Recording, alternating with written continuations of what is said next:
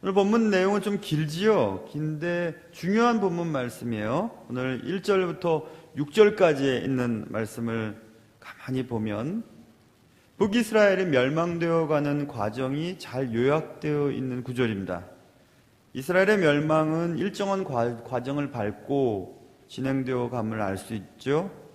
그 사사기 때도 그렇고 그다음 열왕기 때 왕들의 통치할 때도 그렇고 지금 우리들의 삶에도 마찬가지입니다. 똑같은 패턴으로 삶이 진행되어 가는데요. 먼저 2절 보면 여호와 보시기에 악을 행했다. 여기서부터 시작되는 것입니다. 여호와 보시기에 악을 행했다. 사람 보는 것이 문제가 아니고 우리는 하나님 앞에서 우리의 삶이 어떤지를 항상 생각해 봐야 됩니다. 사람이 어떻게 평가하는 것은 두 번째예요. 세 번째고. 사람은 오해를 하기 쉽고요. 자기의 주관에 따라서 어떤 사건이나 사람을 판단하기 때문에 어떤 사람은 참 어떤 사람에게서는 소중하고 좋은 사람인데 또 어떤 사람은 그 사람을 희한하게 보는 경우들도 있거든요.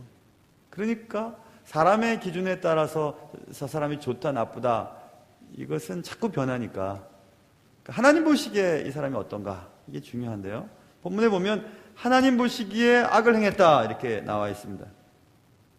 북이스라엘 왕이 또 북이스라엘 사람들이 그래 우리는 지금 하나님 앞에서 죄를 지을 때 하나님이 사용하시는 이런 징계의 패턴들을 쭉 공부하고 있었지 않습니까? 그래서 하나님께서는 하나님의 백성들을 돌이키시기 위해 사람 막대기와 인생 채찍으로 깨닫게 하시죠.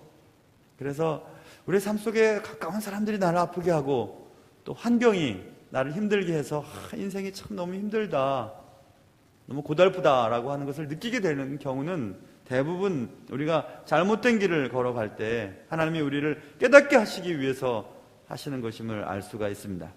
자, 그래서 그 패턴을 한번 쭉 생각해 보면 악을 행했습니다. 그러자 하나님께서 아스루 왕, 북쪽의 아스루 제국, 아시리아죠. 아스루 제국의 왕 살만에셀이 공격하게 합니다. 가까운 곳에 하나님이 사람 막대기와 인생 채찍을 들어서 깨닫게 하시는 거죠. 그러면 이제 그런 고통을 받으면 3절 하반절에 보면 호세아가 그에게 종이 되어 조공을 드리더니 이렇게 써있죠. 종이 되는 거죠. 자유가 없어요. 힘든 일을 당하는 것입니다. 고통스러워 하는 거죠. 그리고 이제 그 다음에 4절에 보면 아스루 왕이 호세아가 배반함을 보고 그를 옥에 감금하여 두었다 이렇게 되어 있습니다. 이제 옥에 감금을 갇히게 되고 결국 6절에 보면 아스루 왕이 사마리아를 점령했다. 북이스라엘이 이제 망하게 되는 결과를 얻게 되는 거죠. 그런 패턴이에요. 악을 범하고 하나님께서 가까운 사람들과 환경을 통해서 고통을 받게 하시고 그 고통 가운데서 결국 자유를 빼앗기고 결국 인생이 망하게 되는 이런 패턴들이 계속 사사기에도 벌어지잖아요. 이제 그런 내용들을 딱 설명해 놓고 구체적으로 어떤 일들이 벌어졌는지를 이제 7절부터 18절까지의 내용을 가운데 설명되어 있는 겁니다. 북이스라엘이 결국 멸망당하게 되는 과정들을 살펴보면서 하나님이 여러분과 저에게 주시는 메시지가 분명히 있을 것입니다. 그 메시지들이 무엇인지 오늘 본문을 통해서 여러분 각자의 삶 속에서 잘 적용할 수 있는 그런 시간 되시기를 주님의 이름으로 축원합니다. 자, 오늘 본문에 보면 이제 7절부터 이제 보게 될 텐데요. 7절 조금 전에 우리가 읽었던 1절부터 6절의 그 패턴들이 어떻게 구체화되고 있는지를 보고 있는 거예요. 7절부터 보시면 7절부터 12절까지 있는 내용을 보면 하나님께 죄를 범하는 내용들이 있는데 구체적으로 어떻게 죄를 범하는가 그것입니다. 7절부터 8절까지 내용을 보세요. 보시면 여호와께 죄를 범하고 또 다른 신들을 경외하며 이렇게 되어 있죠. 하나님을 버리는 이렇게 하나님 앞에 제일 큰 죄는 하나님의 존재를, 하나님의 함께하심을, 하나님의 도우심을 무시하는 행위예요. 그러니까 죄를 짓는 것도 마찬가지죠. 우리가 누구에게 거짓말을 치고 또 하나님 기뻐하시지 않는 일을 하고 사업을 하는 사람들은 이중장부를 쓰고 세금을 덜 내기 위해서 막 이중장부를 쓰고 회계 계산을 따르게 하고 이런 것들 있잖아요. 그런데 하나님을 무시하는 행위죠. 하나님 보고 계시는데 하나님 안 계신 것처럼 행동하는 행위. 그게 하나님을 무시하는 행위잖아요. 하나님을 버리는 행위죠. 그래서 하나님을 버리고 이렇게 돼 있어요. 하나님을 버리고 사람의 규례와 율례를 행했다. 이렇게 8절에 보세요. 하나님의 불꽃 같은 눈을 의식하지 않은 사람들은 사람의 눈을 의식하게 되거든요. 그 사람의 규례와 율례를 행했다. 이렇게 써 있습니다. 마이크 좀 잡아주세요. 계속 울려서 신경이 쓰이는데 마이크가 조금 울리는. 여러분 좀 어떠세요? 좀 울리지 않으세요? 소리가 괜찮으세요? 괜찮으세요? 나만 울리나? 이상하게 계속 울려서. 오케이, 계속 울리는데요. 자, 그래서 하나님을 버리고 사람의 규례와 율례를 행하기 시작했다. 이것입니다. 그러면 이제 점차로 9절 보면 이스라엘의 자손이 점차로 불의를 행하게 되었다. 이렇게 돼 있죠. 점차로. 되게 중요한 단어예요. 우리가 하나님을 버리면 점점 사람이 이상해지게 됩니다. 점점 이상해져요. 맨 처음에는 크게 문제가 없는데 점점 문제가 생겨요. 점점. 그래서 점차로 불의를 행했다. 이렇게 써 있죠. 그 하나님 여호와를 배역했다. 그래서 하는 행위를 보시면 산당을 세웠다. 9절. 그 다음 10절과 11절에 우리가 또 눈여겨봐야 할 단어가 딱 나오는데 그것은 반복되는 단어를 보세요. 모든 산 위에와 모든 푸른 나무 아래에 목상과 아레세라상을 세우고 또 여호와께서 그들 앞에서 물리치신 이방 사람같이 그곳 모든 산당에서 분향하며 돼 있죠. 점차로 하나님이 기뻐하시지 않은 일을, 악한 일을 하다가 이제 모든 곳에 하나님이 싫어하는 일을 하게 되는 거예요. 그게 사람이죠. 그래서 점차로 불의를 행했다가 모든 산과 모든 푸른 나무 아래에 목상들을 세우고 모든 산당에서 분향을 했다. 이렇게 본문에 말씀하고 있습니다. 그런 행위는 11절 하반절 보면 여호와를 경노하게 하였다. 이것입니다. 불같은 진노를 일으켰어요. 하나님께서 두고 보시는 겁니다. 계속 두고 보셨다가 하나님을 무시하고 하나님을 버리고 조금씩 죄를 짓다가 이제는 완전히 죄를 짓게 되었을 때 하나님이 경노하시게 되죠. 경노하시게 되죠. 본문의 말씀은 똑같은 패턴으로 진행되어 가고 있는데 하나님께 죄를 범하는 과정은 언제나 이처럼 똑같은 단계를 밟습니다. 가장 먼저 하나님의 말씀을 버리고요. 사람의 규례와 율례를 행하는 것부터 시작되죠. 그래서 교회가 세속화되어지고 교회가 점점 쇠락되어 가는 과정의 첫째 증상이 뭐냐면 하나님의 말씀을 안 들어요. 그리고 하나님의 말씀이 강단에서 제대로 선포되지 않아요. 그리고 교회의 전통, 교회의 사람들의 생각, 교회 사람들의 어떤 반응, 그것에 의해서 교회의 방향들이 자꾸 조정이 되어가는 거죠. 하나님 계신데 하나님 어련히 알아서 하실 텐데 하나님께서 모든 것을 알고 계시는데 라고 하는 하나님 주권 사상이 점점 약해지는 거죠. 사람에 의해서 또 사람의 눈에 의해서 사람의 감정을 따라서 모든 것들이 진행되어가는 그런 현상을 보이게 됩니다. 그럼 사람들이 즐거워할 것 같고 교회가 잘 되는 것 같지만 안 돼요. 교회도 마찬가지고 집도 마찬가지입니다. 언제나 하나님의 말씀을 봐야 돼요. 하나님의 말씀이 오른쪽으로 가라 하면 오른쪽으로 가면 되는 거죠.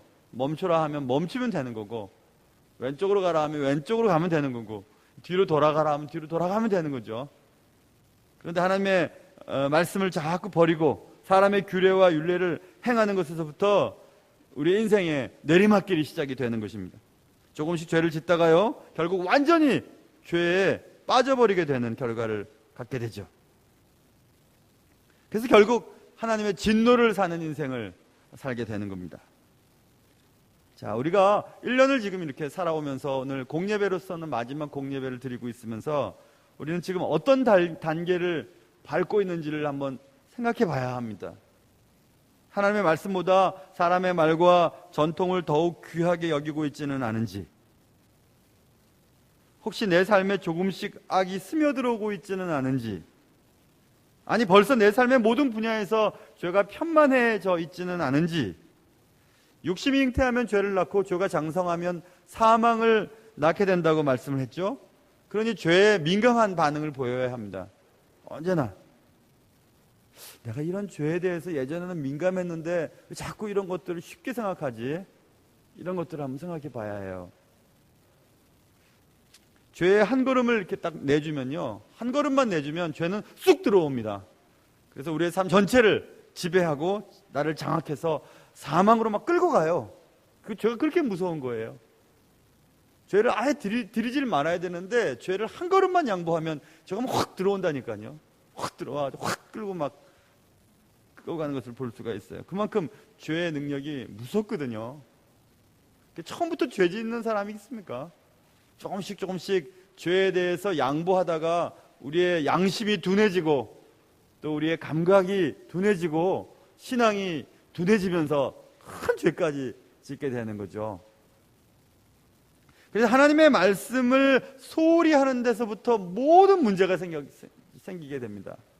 예배를 소홀히 하고 예배를 함부로 여기고 뭐 수예배, 공예배라고 하면 주일 오전과 오후와 수예배잖아요. 이런 예배들을 쉽게 생각해요.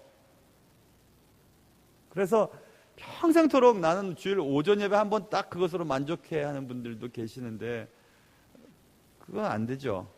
우리가 얼마나 죄에 연약한 사람들인데요. 한 번만 예배를 안 드리면요, 우리의 영이 훅 떨어져요. 영적인 민감성이 훅 떨어져 버립니다. 그래서 죄에 둔감해지게 되거든요. 하루도 기도하지 않으면, 하루도 말씀 앞에 우리의 삶을 이렇게 노출시키지 않으면 언제든지 우리는 넘어지기 쉬운 사람들입니다. 그래서 말씀을 듣는 일을 소홀히 해서는 안 돼요. 항상 기도해야 합니다. 새벽에도 늘 기도하는 사람들이 무슨 여러 가지 일 때문에 새벽 기도를 등한하기 시작하면 문제가 생기기 시작합니다. 원래 이렇게 돼 있어요. 여러분 뭐 CTS나 CBS나 이런 기독교 방송을 보시면 대부분 간증하는 사람들의 삶의 첫째적인 증상이 뭐냐면 새벽 기도를 하게 되잖아요. 그렇죠? 매일매일 주님 앞에 엎드리지 않으면 안 된다는 것을 알기 때문에 그렇죠. 예배를 귀하게 여기고 말입니다. 말씀을 귀하게 여기고. 하나님의 말씀을 귀하게 여겨야 해요. 하나님의 말씀을 매번 들려주는 그 말씀을 다 붙잡고 이렇게 가야 되는데 그렇게 하지 않았어요. 지금 북이스라엘은. 그래서 하나님은 항상 우리를 사랑하시니까 하나님께서는 똑같은 패턴이죠. 아까 그랬을 때 하나님이 회개할 기회를 주시는데, 이 회개할 기회는 사람 막대기와 인생 채찍을 통해서 우리에게 깨닫게 하시는 건데 보세요. 그래서 이제 이 방법은 그 다음에 이제 하나님을 경노하게 하였지만 하나님께서는 13절 보시면 회개할 기회를 북이스라엘 사람들에게 허락하시는데, 그것은 13절 보세요. 13절 보시면 여러분 한번 읽어보시겠어요? 13절 한번 읽어봐 주세요. 13절 시작.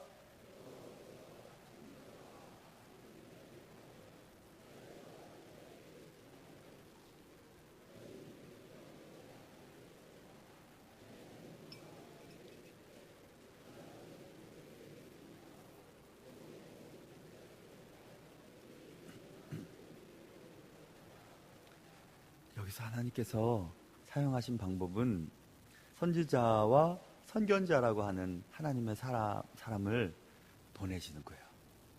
북이스라엘이 멸망당하기 전에, 남유다가 멸망당하기 전에 우리가 선지서라고 하는 이 뒷부분에 성경 구약의 뒷부분에 있는 12명의 선지자들의 기록이 분량이 작아서 소선지서라고 묶어놓고 이렇게 돼 있고요. 그 앞에 대선지서들이 이렇게 있잖아요.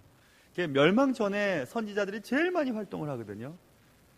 그러니까 경고를 하시는 거죠. 하나님의 사람들을 통해 하나님은 경고하시는 거죠. 돌이켜라. 오늘 본문에 있는 것처럼 돌이켜라. 악한 길에서 떠나라. 나의 명령과 율례를 지켜라. 율법대로 행해라. 이렇게 계속해서 선견자와 선지자를 통해서 말씀을 하시는 거예요. 그런데 북이스라엘 사람들은 그것을 잔소리쯤으로 생각했죠. 우리랑 똑같아요. 하나님께서는 북이스라엘이 사망의 길로 가는 것을 원치 않으셨습니다. 하나님은 하나님의 자녀들을 회복시키시기 위해서 신실한 사람들을 선택하시는데 그것이 오늘 본문에 나와 있는 선지자와 선견자라고 하는 직책이었죠. 여러분 잘 알다시피 선지자라고 하는 것은 히브리말 나비라고 하는 단어에서 왔죠. 나비라는 뜻은 스포크스맨이에요. 그러니까 말하는 사람이에요. 말하는 사람. 그리고 이제 선견자라고 하는 것은 호제라고 하는 seers라고 하는 seer, 그러니까 보는 자예요. 그러니까 하나님의 뜻을 선견자는 보고요. 그리고 선지자는 그것을 선포해요. 그래서 선견자와 선지자로 이렇게 구분해 놓고 있는데 그냥 같이 이해해도 돼요. 하나님의 사람들을 통해 하나님의 뜻을 깨닫고 그것을 선포해요. 그런 사람들이 많았어요. 북이스라엘에. 말씀이 강하게 선포되고 심판에 대한 메시지가 강하게 선포되는 시대는 하나님의 징계가 가까웠다는 것이에요. 그렇기 때문에 말씀이 강할 때는 정신을 바짝 차려야 됩니다. 그러니까 내 마음에 자꾸 찔리는 부분이 있고 부딪히는 부분들이 많아요. 그래서 예배 가기 싫어요. 왜냐하면 자꾸 내 말 하는 것 같고 내게 막 치는 설교인 것 같잖아요. 그때가 우리가 정신을 바짝 차려야 될 때예요. 아, 듣기 싫어. 아, 맨날 상처만 받아. 그럴 것이 아니라 하나님께서 내게 지금 강하게 말씀하시는구나. 깨달아야 될 때구나. 돌이켜야 될 때구나. 본문에 있는 것처럼 이제 악한 길에서 떠나야 될 때구나. 주의 명령과 율례를 지켜야 될 때구나. 이제 하나님의 말씀대로 살아야 될 때구나 라는 것을 깨달아야 되는데 그렇게 하지 않아요, 사람은. 북이스라엘 사람들도 그랬거든요. 말씀 전하는 선지자나 선견자들을 잡아서 막 주리를 틀고요. 말 못하게 막 때리고 막 멍에를 메고 매게 하고 막 옥에 가둬 던져버리고 막 그런 일들을 했거든요. 똑같아요. 이 선견자와 선지자라고 하는 직책, 하나님의 뜻을 보고 또 선포하는 이 직책은 하나님의 사랑이었어요. 하나님이 하나님의 백성들을 살리시기 위해서 그의 입과 그의 행동들을, 그의 삶을 사용하셔서 그렇게 한 거죠. 그 선견자들과 선지자들은 그렇게 바른 말 하다가 막 톱에 막 쓸려서 죽기도 하고 옥에 막 던져지기도 하고 얼마나 어려움을 많이 당했습니까? 여러분, 이 선지자와 선견자들은 그런 일을 하고 싶겠습니까? 조용히 있다가 말죠. 뭐하러 고통을 받겠어요? 그러나 하나님이 주시는 직분이기 때문에 감당할 수밖에 없는 거예요. 감당하는 거죠, 그냥. 그때 오히려 간사한 선지자들은 좋은 말만 하죠. 괜찮다. 아무렇지도 않아. 이 나라 백성은 하나님의 사랑하는 사람들이야. 괜찮아 했어요. 그리고 바른 말하는 사람들 막 입을 치면서 너한테만 하나님이 말씀하셨냐? 하고 막 권력을 힘입고 바른 말하는 선지자들 막 감옥에 쳐넣고 말 못하게 하고 막 그랬잖아요. 위기죠, 위기. 그렇죠? 그래서 언제나 우리는 들어야 될 말씀보다 듣고 싶은 말만 들으려고 하는 못된 습성을 갖고 있기 때문에 주님 앞에서 바로 살기가 어려운 거죠. 들어야 할 말씀은 들어야 돼요. 그것이 내가 듣기에 힘이 들고 소화해내기가 힘들어도 감당해야 되는 거죠. 특별히 수예배 정도에 나오실 분들이라면 충분히 그런 분들이에요. 충분히 그럴 분들이에요. 수예배 정도 나오실 분들은. 제가 지난번에 깜짝 놀랐다니까요. 지난주에 제가 그 얘기 드렸잖아요. 설교 시간에 유년부실 만들었는데 피아노가 없는데 피아노 하실 분 하세요 하고 툭 던졌는데 그날 저녁에 2가정이 막 신청을 하고 그 다음날 1가정, 그 다음날 또 한 가정, 뭐 이래 5가정이 신청을 했어요. 야, 좀 깜짝 놀랐어요.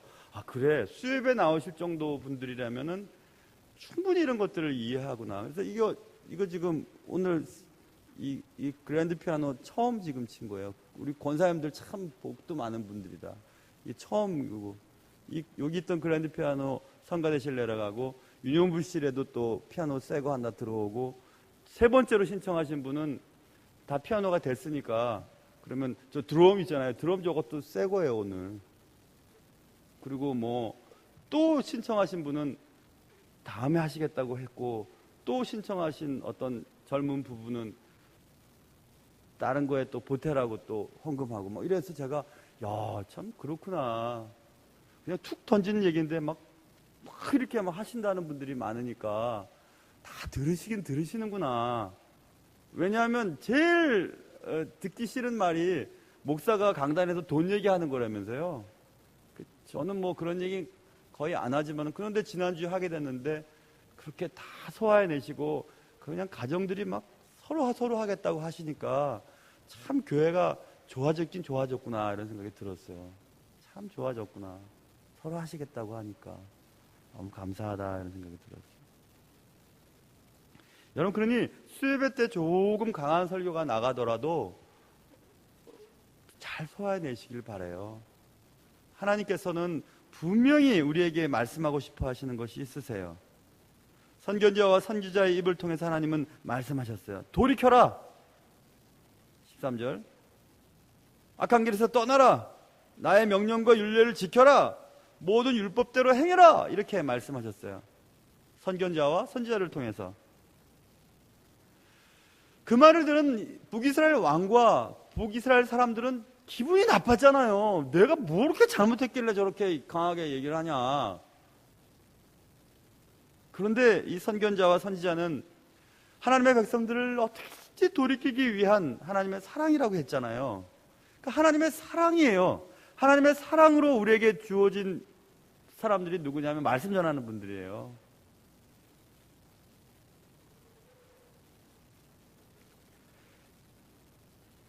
하나님은 우리가 죄악의 길로 가고 있을 때 하나님의 사람들을 보내십니다. 하나님은 하나님의 사람들을 통해 그의 백성들을 회복시키시기를 원하고 계세요. 그러므로 우리는 나에게 보내주신 하나님의 사람들을 귀하게 여길 줄 알아야 합니다. 그런데 현실에서는 내가 가는 길을 돌이키고 악한 길에서 떠나야 하고 또 모든 말씀을 지키고 행하라고 하는 말을 들으면 반감이 생기게 되죠. 하나님의 사람이 자신의 길을 막는 것 같고 또 말씀을 들으면 상처받아서 괴로운 거예요. 그래서 자꾸 대항하고 싶은 거죠. 좋은 말만 듣고 싶은 거예요. 하나님의 은혜, 하나님의 사랑, 하나님의 긍휼 그런 것만 듣고 싶은 거죠. 여러분 잊지 마셔야 돼요. 하나님의 사람들을 통해 그렇게 말씀하시는 분은 하나님이시라고 하는 사실을 기억해야 합니다. 말씀을 전하다 보면 알 수 있어요. 나 같은 사람이 어떻게 말씀을 전할 수 있을까? 그런데 말씀을 전하는 자리에 하나님의 함께 하심이 느껴져요. 말씀을 전하고 나면 영이 다시 살아나요. 말씀 전하는 자들은. 교만할 때는 내가 한 말씀이 잘 들려질까? 이렇게 생각을 하면서 고민에 빠지면 그건 교만한 거죠. 뭐 어차피 설교도 못하고 어차피 부족한 사람 하나님 쓰셔서 그냥 사용하는 거니까 그냥 마음껏 그냥 하나님의 뜻들을 전하고 그냥 말면 되는 거지. 이런 생각을 가질 때만 당당할 수 있거든요. 사람들 눈치 보고 사람들 겁내하고 그러면 한마디도 못합니다. 그럴 수 있겠습니까? 글쎄 여러분은 하나님의 사람들이 또 하나님의 말씀들이 선포될 때에 그것이 내 마음에 내 감정에 좋지 않아도 받으셔야 돼요. 그 소화를 해내셔야 돼요. 그래야 은혜를 받아요. 그래야 은혜를 받습니다. 내가 듣기에 부담스럽고 괴로운 말씀이라 할지라도 아멘이라고 받아야 됩니다. 우리가 아멘이라고 받을 때 놀라운 축복의 결과들이 우리의 삶 가운데 나타나기 때문에 그렇습니다.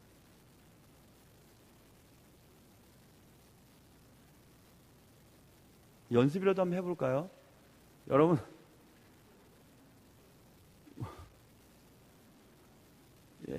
여러분과 저의 삶 속에 하나님의 말씀들이 잘 전해지고 그 말씀들이 여러분의 삶을 축복된 길로 인도해 주실 것을 믿으시기 바랍니다. 잘 하시네. 잘 하시는데 우리 교회 오셔서 설교하는 목사님들 다 그러세요. 왜 목사님들 표정은 밝은데 왜 아멘은 안 하시냐 그래서 뭐 제가 일부러 그렇게 잘 안 해요. 저는 기계적인 거 싫어하니까 속으로 아멘 하시겠죠. 제가 그랬더니 그래도 아멘을 해야 신이 나지 않냐 그래서 신이 나긴 나지만은 아멘 하면은 안 해도 신이 안 나진 않아요. 제가 그랬어요. 저는 교인들이 와서 조셔도 다 감사해요. 늦게 들어오셔도 감사하고 애들 뛰어다녀도 기쁘고 고맙고 그래요. 정말 그래요. 째려보고 앉아있어도 좋고 제일 부담스러운 이렇게 보는 사람들이 제일 부담스러워요. 나는 본인들이 습관이어서 그런지 모르겠지만 이렇게 보는 사람들이 제일 겁이 나요. 해보자는 거야? 이러는 것 같아가지고 이게 제일 겁나요. 그래서 내가 몇 번인가 설교 시간에 살짝 이렇게 완곡하게 표현했는데도 아직도 이렇게 예배드리는 사람들이 있는데 여러분 주위에 이렇게 예배드리는 사람들한테는 목사님이 그거 겁난다 그러더라. 꼭 얘기하세요. 이렇게는 하지 말아요. 제가 예전에 설교 많이 하러 다닐 때 강의 하러 많이 다닐 때는 이렇게 하는 분들이 제일 겁나고 두 번째 겁나는 사람들이 이렇게 하는 분들 네가 뭐야 이러죠. 그런 사람들 참 겁나요. 그래서 다행히 제가 눈이 별로 좋지 않으니까 다행인데 어떤 사람들은 째려보는 사람들도 있어요. 왜 그런지 모르겠어요. 하나님의 말씀을 전하는 사람 미울 게 뭐가 있겠어요. 하나님의 말씀 전한다고 저렇게 고생을 하고 자기 청춘을 다 바쳐서 공부하느라고 저 애쓰고 공부 마쳐도 대우도 못 받잖아요. 요즘엔 목사님들 대우 받나요? 다 그냥 힘들게 지내지. 그러니까 여러분 귀하게 저 말고 말씀 전하는 분들을 귀하게 여겨줘야 돼요. 아멘 하는 분들은 정말 좋은 분들이네.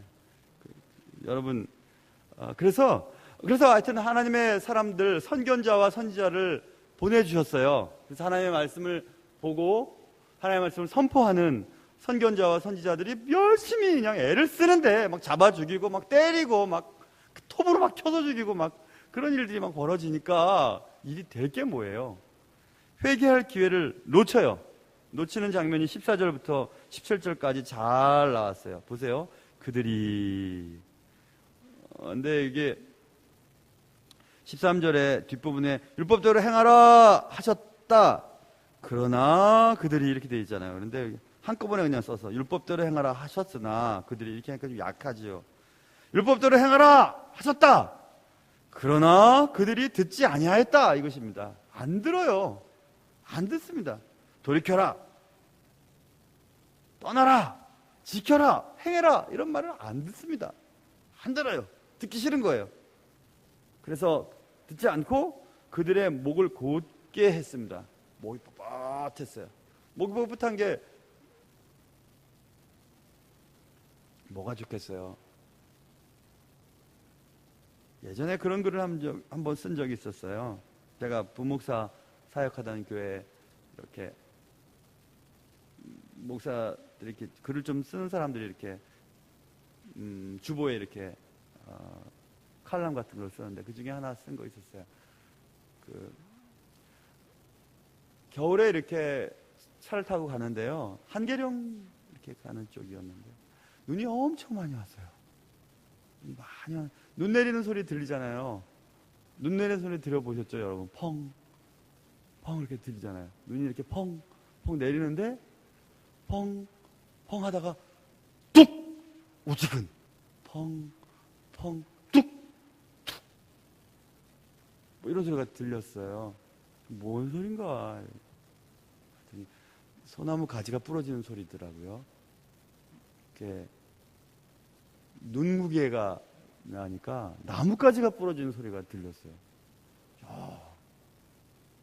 근데 툭 하는 건 부러지고요. 훅 하는 것은 이 눈 무게가 있으니까 살짝 이렇게 내려놓는 이렇게 지혜로운 나무들이 있더라고요.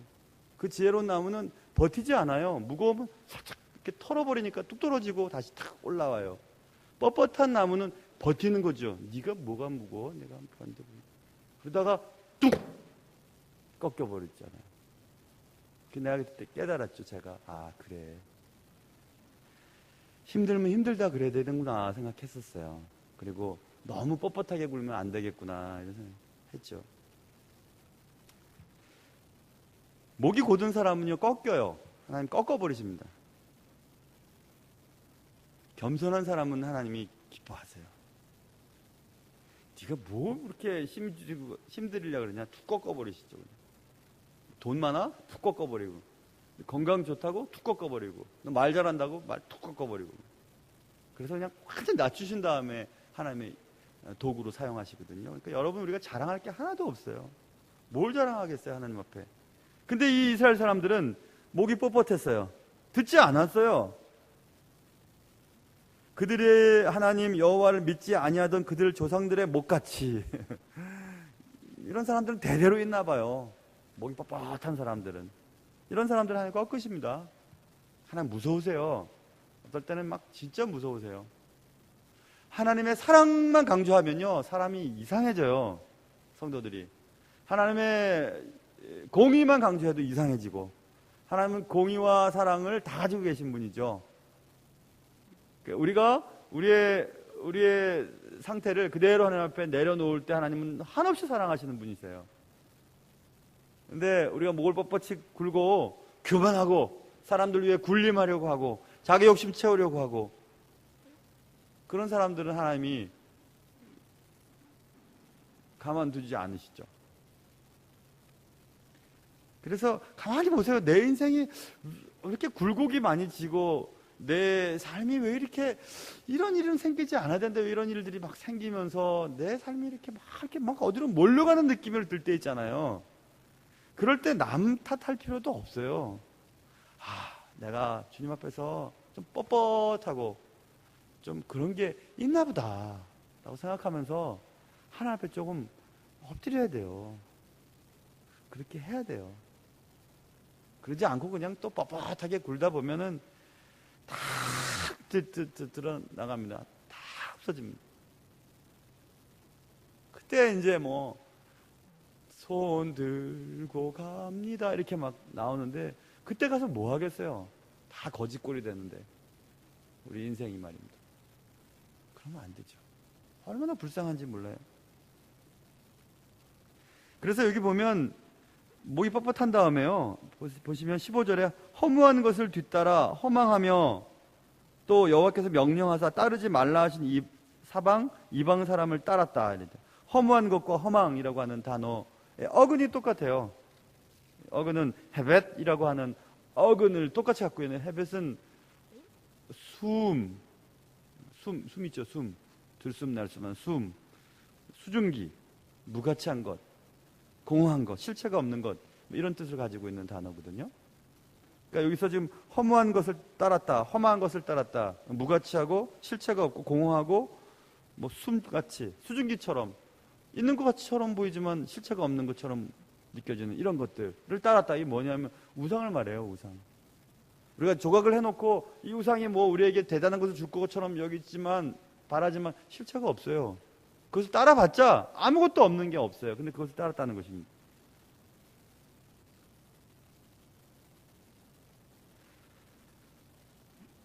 성경에 여러 가지 표현되어 있죠. 그렇죠? 담지 못하는 웅덩이, 물웅덩이, 그렇죠? 담을 수가 없어요. 거기에 물, 그런 거. 실체가 없는 거죠. 보이는 것 같지만 아무것도 없는 그런 것들을 우상을 따랐다. 그래서 보면 또 보세요. 송아지 형상을 부어 만들었다. 아세라 목상을 만들었다. 하늘의 1월 성신을 경배했다. 바알을 섬겼다. 자기 자녀를 불가운데로 전하. 이건 이제 모압 사람들이 금오스 신 섬길 때 자기 자녀를 막 불에 태워가지고 번제를 드린, 지난 시간에 공부했죠. 그리고 복술과 사수를 행했다. 보세요. 하나님의 자녀들이 하지 말아야 될 것들을 다 합니다. 이렇게 된다니까요, 여러분. 하나님의 말씀을 듣지 않았던 그 일이 어떻게 되냐 하면 이제는 하나님이 싫어하는 것들을 다 합니다. 다 해요. 바알신 섬기고 아세라 목상 섬기고 송아지 형상 만들고 허무한 것을 따르고 별 보고 별점 치고 이런 성신 막 자녀들을 불에 태우고 복술과 사수를 행하고 뭐 이런 지경까지 가요. 이제는 더 이상 손을 쓸 수 없는 상태가 됐죠, 이스라엘 나라에. 그래서 하나님은 18절 여호와께서 이스라엘에게 심히 노했다. 아까 얘기한 경노, 아니 심히 노했어요.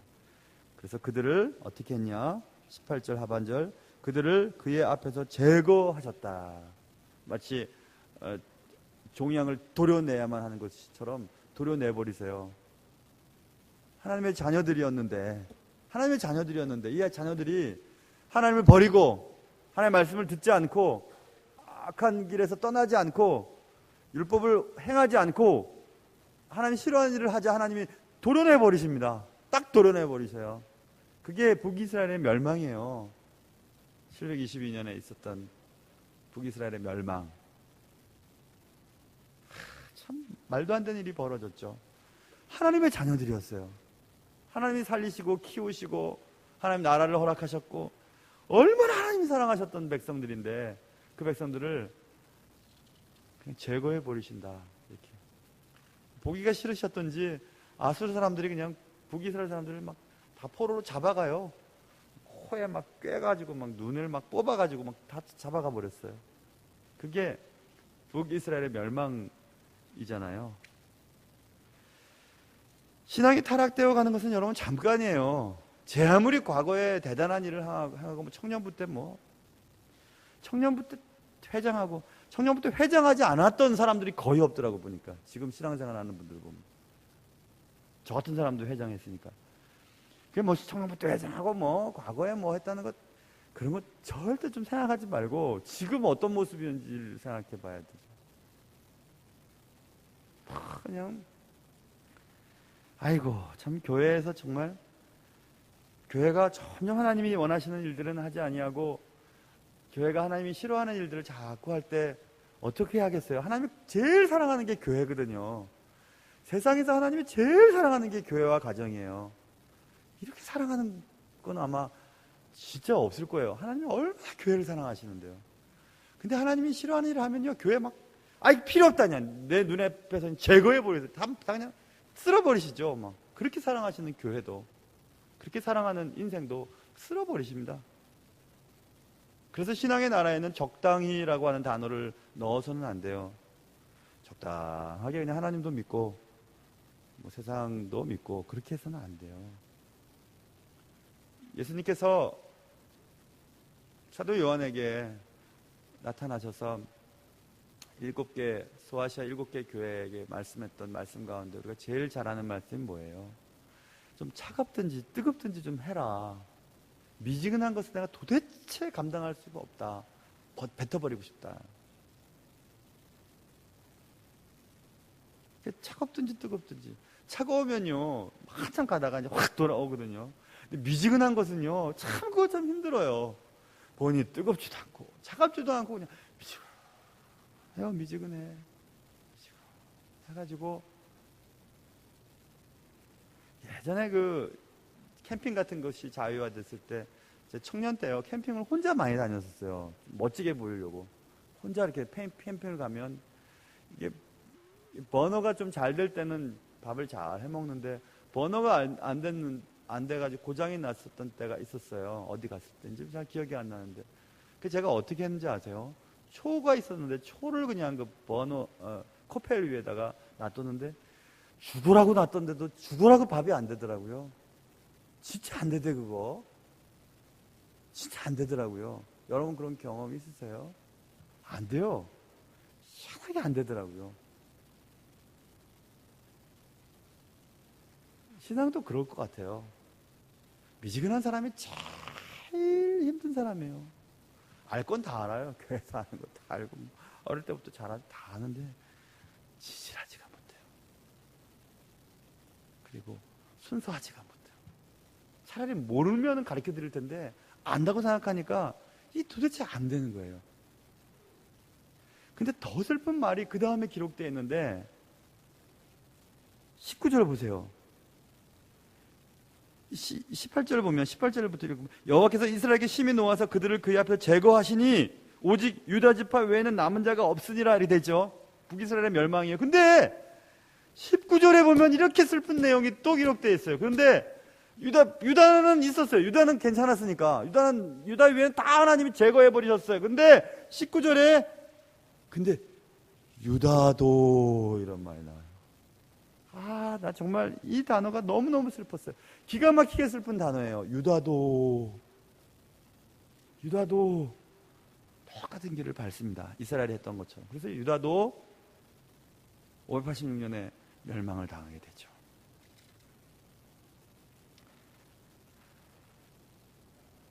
브루투스 너 맞아, 이런 걸 우리 세계사에서 배웠잖아요. 너는 안 그럴 줄 알았는데 너 맞아 나를. 유다도 그랬어요. 유다마저도 그랬어요. 그래서 여기 계시는 모든 권사님들을 포함해서 저도 포함해서 모든 사람들이 나는 이제 괜찮다라고 하는 사람은 아무도 없습니다.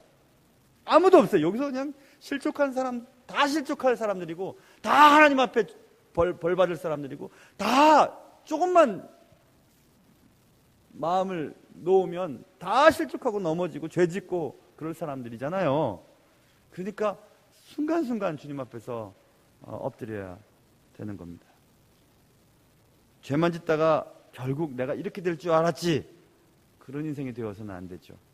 결국 이렇게 될 줄 알았지, 그 말을 오늘 저는 제목을 결국 그렇게 되었습니다, 이렇게 제가 제목을 달았던 것입니다. 하나님의 뜻을 따라서 잘 사셔서 2015년이 안 올 것 같았는데 끝이 온 것처럼 우리 인생도 언젠가 끝이 오겠죠. 그때 내가 이렇게 될 줄 알았습니다 하면서 죄 짓고 살지 마세요. 죄를 지었어도 하나님 앞에 회개하고 다시 새롭게 살아가야 되지 않겠습니까? 그런 인생이 되었으면 좋겠고요. 그렇게 우리가 함께 손잡고 같이 신앙생활 하다 보면 좋지 않겠습니까? 여러분과 저에게 그런 은혜가 있기를 바랍니다. 바로 봉헌기도 하고 바로 주기도문 하고 예배 마칠게요. 시간이 좀 지나서 제가 기도하겠습니다. 하나님 아버지, 오늘도 이렇게 예배당에 와서 올해 마지막 공예배, 수요예배 드렸습니다. 여러 가지 환경적인 부분들이 우리를 죄를 짓게 만들고 말씀을 듣지 못하게 만들 때가 많지만 그래도 주님 앞에서 큰 실수하지 않고 그리고 교만하지 않고 목이 뻣뻣하게 살지 않고 제대로 살 수 있도록 하시고 마지막 순간까지 하나님이 기뻐하는 삶을 살아드릴 수 있도록 도와주시옵소서. 우리에게 살아갈 수 있는 힘을 주셔서 오늘도 봉헌한 가정이 있고, 특별히 수요예배 시간에 광고 한번 했더니 교회에 좋은 피아노와 또 드럼과 또 그 밖에 여러 가지 것들이 잘 준비되게 해주셔서 고맙습니다. 무명으로 드려진 귀한 가정들마다 은혜가 있게 하시고, 또 오늘 몸으로 이곳에 참석하여 함께 예배드린 모든 분들에게 주의 은혜가 넘치게 도와주시옵소서. 우리의 삶의 모든 것 대신 예수님의 이름으로 기도합니다.